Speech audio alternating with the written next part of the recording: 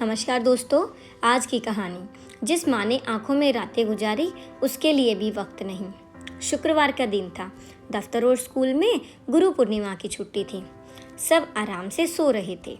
मालती जी धीरे से रसोई में गई और 2 कप चाय बनाकर बरामदे में बैठ गई और बोली, सुनते हैं चाय बन गई है, आ जाइए बाहर। हल्की धूप है और हवा भी है। अब विटामिन डी के लिए दवाई खाना अच्छी बात तो नहीं। जब फ्री में भगवान विटामिन डी बांट रहे हैं तो कमरे में क्यों बैठे हैं? मालती जी अपने पति किशोर बाबू से कहती हैं। किशोर बाबू कमरे से बोले, आता हूँ भाग्यवान, 1 कप चाय बनाई हो और बुला तो ऐसे रही हो जैसे चाय के साथ ना जाने और क्या क्या खिलाओगी। सही कहते हैं लोग, कमाओ पति लाख का और रिटायर पति खाक का। इतना कहकर बाहर बिछी हुई खाट पर आकर बैठ गए।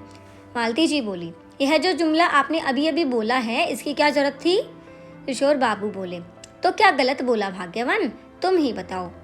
एक वक्त था जब चाय के साथ बिस्किट, पकोड़े और कुछ नहीं तो ब्रेड ही सेक कर देती थी। अब देखो, सुबह हो या शाम बस 1 कप चाय के साथ पानी दे देती हो। वह इसलिए कि अब मैं कमाता नहीं हूँ। मालती जी बोली, आप तो सब जानते हैं, फिर क्यों अपने मन को दुखी करते हैं? और यह सब कहकर मुझे भी आप दुखी कर देते हैं। अब कहाँ मेरे हाथ में सब कुछ है। पहले की बात अलग थी। रसोई और घर सब मेरे हाथ में था, पर मैंने तो अपना पूरा साम्राज्य अपने ही हाथों से बहू को सौंप दिया था। पर मुझे क्या मालूम था कि घर में कुछ खाने के लिए बेटे बहू से इजाज़त लेनी पड़ेगी। लोग चाय के साथ बिस्किट डुबाकर खाते हैं, पर यहाँ मीठी चाय में अपनी नमकीन आंसू मिलाकर मालती जी पी रही थी। तभी उधर से मालती जी की बहू मीरा अपने बालों को लपेटते हुए आई और बोली, मम्मी जी, एक दिन भी चैन से नहीं सोने देते आप लोग। क्या होता अगर सुबह चाय नहीं पीते? तब से बर्तन की आवाज़ आ रही है। मेरा नहीं तो कम से कम अपने बेटे का ही ख्याल कर लेते। दिन रात मेहनत करता है, तब जाकर 2 पैसे कमाता है। आप लोग की तरह नहीं बैठकर खाट तोड़ते हैं। मालती जी बोली, बहू, सुबह सुबह लोग राम का नाम लेते हैं। मैंने तो तुम्हें चाय बनाने के लिए भी नहीं जगाया, फिर भी तुम सुबह सुबह ऐसी बातें कर रही हो। मीरा बोली, आपको पता है ना, पूरा दिन उनके इंतजार में मैं पूरा दिन आराम नहीं कर पाती। सोचा था आज थोड़ा सा सो लूंगी, पर आप दोनों से वो भी ना देखा गया। किशोर बाबू बोले, बहू, तुम्हारी नींद खराब हो गई, उसके लिए माफ़ी चाहूँगा। अगर तुम मनोज बेटा के लिए दिन में जागती हो तो अपना पत्नी धर्म निभाती हो, कुछ घंटे पति के लिए जागती हो तो इतनी तकलीफ। इस माँ ने कई रातें अपने बेटे की नींद के लिए कुर्बान की हैं। क्या उसका कोई मोल नहीं है? इसने तुम्हें नहीं जगाया कि तुम्हारी नींद ना खराब हो, फिर भी तुम इस बेचारी को सुना रही हो। मीरा बोली, छोड़िए, मुझे आप लोगों से बहस नहीं करनी, वरना बेकार में बात का बतंगड़ बनेगा, जिसके लिए ना तो मेरे पास वक्त है और ना ही आपके बेटे के पास। इतना कहते हुए मीरा वहाँ से चली गई। किशोर बाबू और मालती जी एक दूसरे का चेहरा देखने लगे। करीब 9 बजे मनोज जागा। मीरा ने मुस्कुराते हुए उसे चाय दी और बोली, नाश्ते में क्या बनाऊं? मनोज बोला, आज छुट्टी है, मैं बाहर से कुछ खाने के लिए ले आता हूँ। वैसे भी कहाँ हर रोज़ तुम्हें आराम मिलता है। मनोज के इतना कहते ही मीरा खुश हो गई और फ़ोन लेकर एक किनारे वह भी बैठ गई। मनोज भी अपने फ़ोन में लगा था। तभी मालती जी आई और बोली, बेटा मनोज, मेरी एक बात सुनो। मनोज फ़ोन में इतना लीन था कि मालती जी के 2-3 बार कहने पर भी उसने नहीं सुना। किशोर बाबू अपनी कड़क आवाज़ में बोले, मनोज, तुम्हारी माँ तुम्हें कुछ कह रही है। मनोज ने मुड़कर पीछे देखा और बोला, बाबूजी, अगर मैं नहीं सुन रहा हूँ तो इसका मतलब है कि कुछ काम कर रहा हूँ। आप लोगों की फालतू बातों के लिए मेरे पास वक्त नहीं है। किशोर बाबू बोले, बेटा, एक तो वैसे भी तुम्हारे पास हमारे लिए कभी वक्त नहीं होता। आज छुट्टी का दिन है, तब भी क्या तुम्हारे पास हम दोनों के लिए वक्त नहीं है?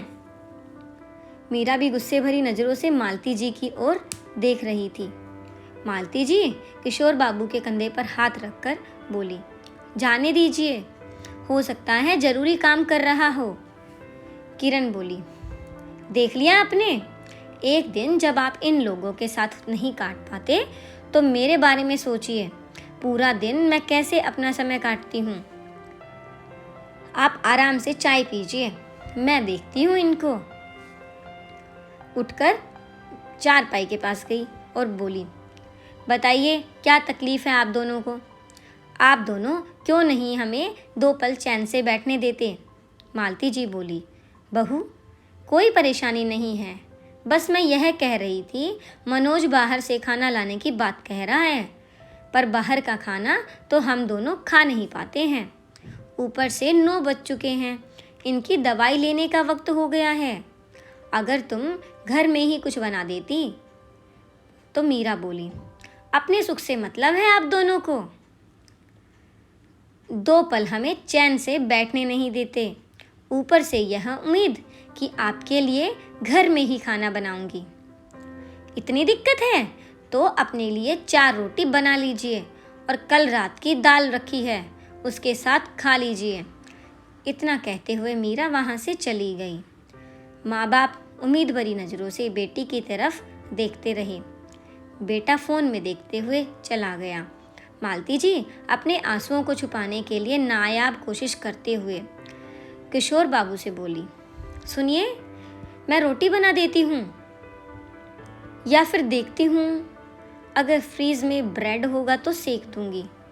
कभी कभी हल्का फुल्का नाश्ता भी करना सेहत के लिए अच्छा होता है।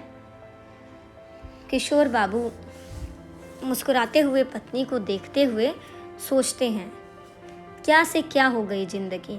बच्चों के मुंह में हर रोज लगभग की यही कहानी थी। आज तो बेटा था, जब उसके सामने माँ बाप की यह स्थिति थी तो उसकी अनुपस्थिति में बेचारे बूढ़े माँ बाप की क्या दशा हो गई, यह कल्पना करना भी मुश्किल है। कुछ दिन बाद मीरा अपनी किसी सहेली की किट्टी पार्टी से लौटी। उसने शाम में कुछ बनाया नहीं था। मालती जी चुपचाप रसोई में गई और फ्रिज खोला। तभी मीरा बोल पड़ी, जैसे लगता है कि आपको लत लग गई है। काजल बेटी का स्कूल खुल गया है तो सुबह सुबह वो ब्रेड खाकर जाती है। अब अगर आपने सारे ब्रेड अभी ख़त्म कर दिए तो मैं सुबह कहाँ से लाऊंगी। आप ऐसा करो, सुबह की रोटी बनी हुई रखी है और सब्जी भी बची हुई है, उसे खाकर ख़त्म कर दीजिए। क्यों अनाज बर्बाद कर रही हैं। बेचारी मालती जी चुपचाप सुबह का खाना गरम की और किशोर बाबू के पास ले गई। किशोर बाबू ने चुपचाप खाना खा लिया, पर उनकी आंखें भर आई। मालती जी ने देखा और बोली, सुनो जी, अब बर्दाश्त नहीं होता। आपको पेंशन मिलती है, पर आप वो पेंशन भी अपने बेटे बहू के डर से खर्च नहीं करते। कहीं लोग आपके बेटे से सवाल ना करें कि बूढ़े माँ बाप का खर्च नहीं उठा पाते। उनके साथ रहने से क्या हमारी ज़िंदगी ऐसे ही गुजर जाएगी? इससे बेहतर तो आप मुझे किसी वृद्धाश्रम में छोड़ आइए। अपना दुख तो फिर भी मैं सह लूँगी, पर किशोर बाबू, आपका मुरझाया चेहरा मुझसे देखा नहीं जाता। इतना कहकर मालती जी फूट फूट कर रोने लगी। किशोर बाबू मालती जी के आंसू पोंछते हुए बोले, मालती, कल का सूरज तुम्हारे लिए नई रोशनी लाएगा। मैं तुम्हें वचन देता हूँ, मैं तुम्हारी आंखों में कभी आंसू नहीं आने दूंगा। वह चुपचाप रूखी सूखी खाए और पत्नी को कुछ देर में आता हूँ कहकर घर से बाहर निकल गए। किशोर बाबू के घर को छोड़कर 4 घर बाद उनका एक पुराना मित्र रहते थे, जिनसे वह हर रोज़ मिलते थे।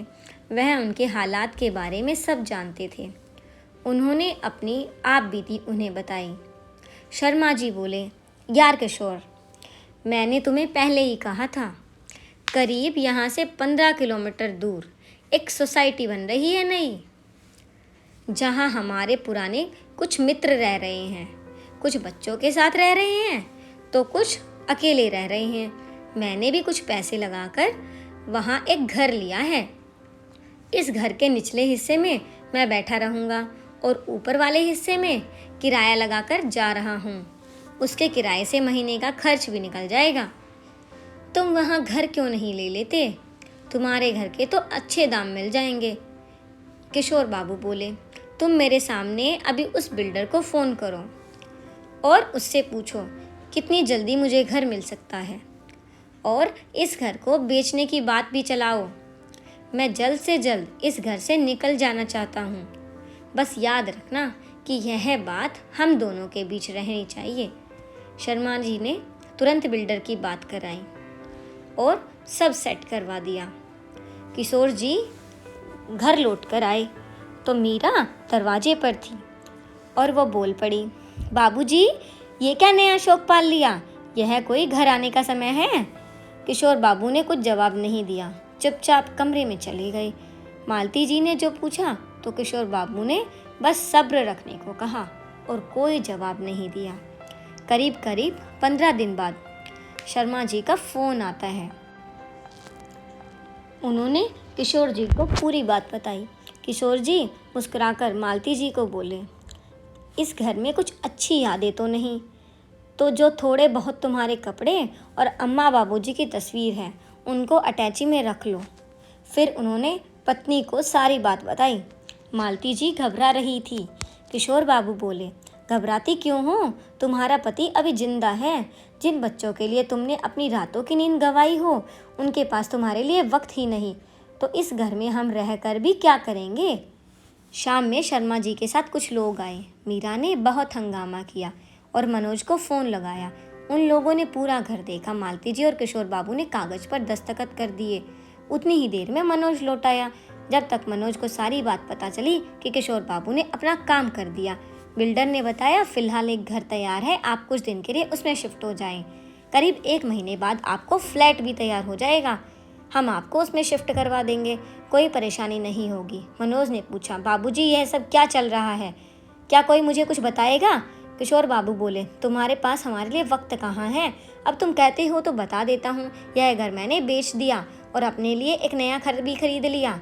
आज उस घर में शिफ्ट हो रहे हैं। पेंशन मिलती है और घर खरीदने के बाद मेरे पास पैसे बचे हैं, उसमें मेरा जीवन भी कट जाएगा, अंतिम क्रियाकर्म भी हो जाएगा, तो हमारा साथ इतने दिनों तक का ही था। जय राम जी की। इतना कहकर किशोर बाबू ने मालती जी का हाथ पकड़ा और नए सफ़र पर निकल पड़े। पीछे से बेटा बहू कहने लगे, आप हमारे साथ ऐसा कैसे कर सकते हैं? कोई माँ बाप अपने बच्चों के साथ इतना बुरा कैसे कर सकता है? कोई माँ बाप अपने बच्चों के साथ इतना बुरा कैसे कर सकता है? मालती जी एक पल को रुकी और बोली, जो तुमने हमारे साथ किया है अभी तो उसका फल भोगना तुम्हें बाकी है, और वह फल तुम्हारे बच्चे तुम्हें देंगे। हमने तो अपना क्रियाकर्म तक का इंतजाम कर लिया, तुम अब अपना सोचो। इतना कहकर वह अपने आंसुओं को पोंछते हुए निकल गए और फिर कभी मुड़कर उन रिश्तों को याद नहीं किया जिन्होंने ना तो उन्हें कभी वक्त दिया था और ना कभी सम्मान। मित्रों, मैं यह नहीं कहती कि सभी बच्चे बुरे होते हैं, पर जिन पर बीती है उस माता पिता के कष्ट को भी नज़रअंदाज नहीं किया जा सकता।